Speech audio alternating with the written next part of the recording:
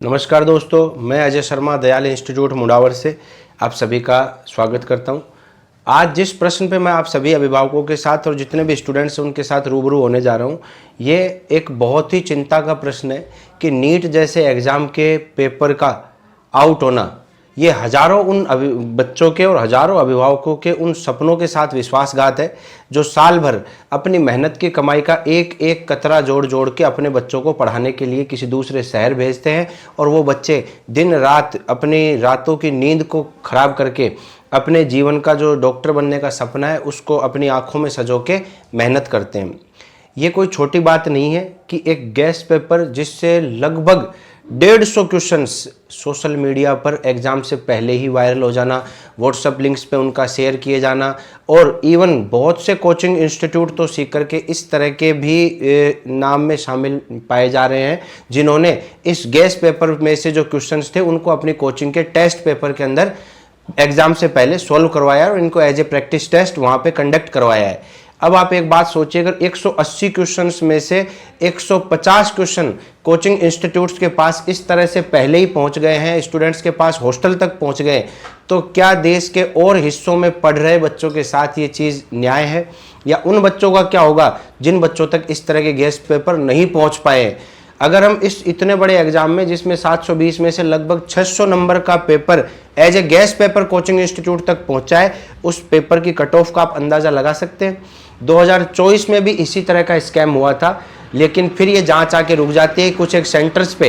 तब भी पूरे देश की मीडिया के अंदर एक ही शहर का नाम था, वो था सीकर। सीकर के कुछ एग्जाम सेंटर्स ऐसे थे जहां से लगभग 250, 300 बच्चे एक साथ सेलेक्ट हो रहे थे या जिनका स्कोर लगभग 700 के अप्रोक्सीमेट कुछ सेंटर पर से ही पहुंच रहा था। लेकिन तब इस बात को मद्देनजर रखे कि कुछ सेंटर्स पे ही इस तरह की चीज़ें हुई है, एनटीए ने इन चीज़ों से किनारा कर लिया था कि पेपर आउट नहीं हुआ है। लेकिन फिर जो कट ऑफ के आंकड़े 2024 में निकल के आए थे वो क्या था? 650 नंबर। आप सोच सकते हो कि 3 घंटे के एग्जाम में कोई बच्चा इतना एक्यूरेट हो। और इस देश में नीट एक ऐसा एग्जाम है, आप रिजल्ट को एनालिसिस करके देखिए, किसी भी एग्जाम में टॉप परफॉर्मेंस जो 700 नंबर का स्कोर है उसके ऊपर लगभग 3000-4000 बच्चों का पहुंच पाना कोई नॉर्मल इत्तेफाक नहीं है। चलो 2024 का फिर भी जैसे तैसे गया, कोई बात नहीं, 2025 बहुत अच्छे से बीता। लेकिन 2025 को छोड़ के जब हम 2026 पे आते हैं तो हैरान करने वाली बहुत सारी बातें जहन में आती है। क्या पूरे देश के सारे बच्चों का टैलेंट एक अकेले शहर सीकर में ही आके रुक गया है? जब बात 720 की आती है तो क्यों सारे आंकड़े आके सीकर पे ही रुक जाते हैं? क्या देश के और जो अन्य राज्य हैं जिनके अंदर एजुकेशन का स्टैंडर्ड बहुत ऊपर है, इलाहाबाद हुआ, इंदौर हुआ, या फिर आपके साउथ के अंदर बेंगलोर वगैरह, बहुत अच्छे अच्छे ऐसे एजुकेटेड डिस्ट्रिक्ट्स हैं, अच्छे सेंटर्स हैं, क्या देश के और कहीं पढ़ रहे बच्चों के 720 नंबर नहीं आ सकते हैं? या फिर अगर देश में टोटल अगर 100 बच्चे 720 में से 720 ला रहे हैं तो क्यों उनमें से एक बहुत बड़ा रेशियो अकेले सीकर पे ही आके अटक जाता है? और भी सोचने वाली बात यह है कि अगर आप 2020 में जब 2020-22 से पहले जब सीकर में नीट के सेंटर नहीं हुआ करते थे, तब के आप आंकड़े उठा के देखेंगे तो कितने बच्चे ऑल इंडिया रैंक में सीकर से आ रहे हैं, तो आपको चौंकाने वाले आंकड़े सामने देखने को मिलेंगे। सीकर से ऑल इंडिया रैंक के आंकड़े बिल्कुल उलटफेर हो चुके हैं जब से नीट का सेंटर सीकर आने लगा है। तो मैं जितने भी कोचिंग संचालक हैं, जितने भी या फिर वहाँ से जुड़े हुए सिस्टम से जुड़े हुए लोग हैं,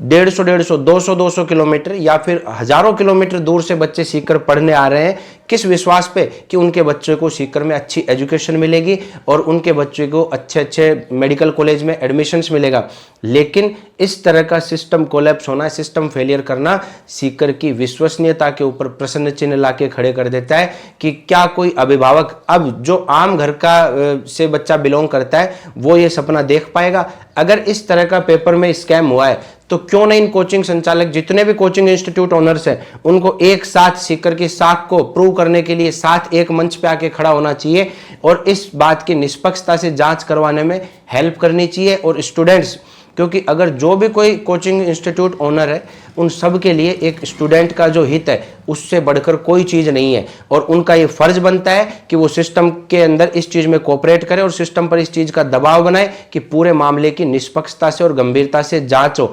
क्योंकि जो मेडिकल कॉलेज की सीट है उन पर वही बच्चा पहुंचना चाहिए जिसने दिन रात मेहनत की है।